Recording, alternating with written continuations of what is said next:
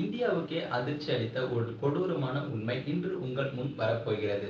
சில உறவுகள் எவ்வளவு ஆபத்தானவை, சில ஆசைகள் எப்படி கொடூரமான கொலைக்கு இட்டுச் செல்லும் என்பதை இந்த கதையில் நீங்கள் அறிவீங்க.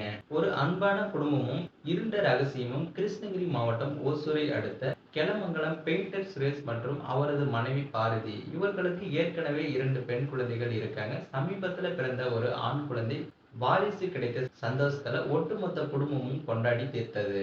எல்லாமே சரியாக தான் இருந்தது. ஆனா அந்த குடும்பத்திற்கு ஒரு மிகப்பெரிய இருண்ட ரகசியம் ஒளிந்திருக்கு.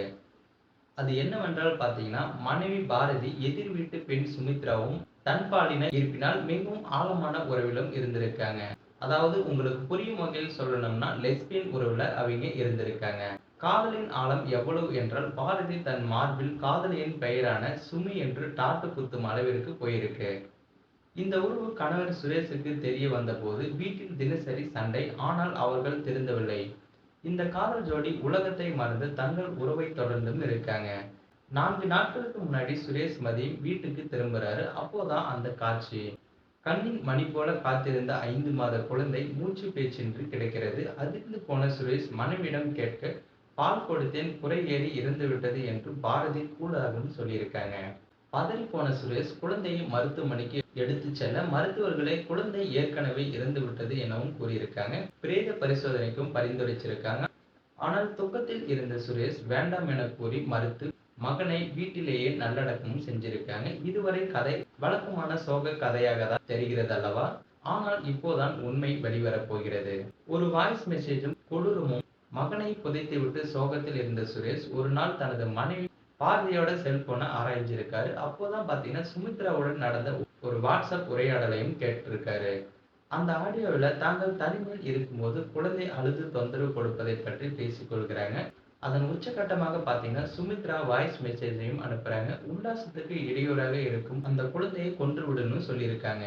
இதை கேட்டு அதிர்ந்து போன சுரேஷுக்கு பாரதியின் பதில் மெசேஜ் மேலும் அதிர்ச்சி அளிச்சிருக்கு. பாரதி வாயை குத்தி ஈவு இரக்கமின்றி கொன்றுவிட்டேன் என்று பதிலளித்தது மட்டுமல்லாமல் குழந்தை இறந்த புகைப்படத்தையும் சுமித்ராவுக்கு பகிர்ந்திருக்காங்க.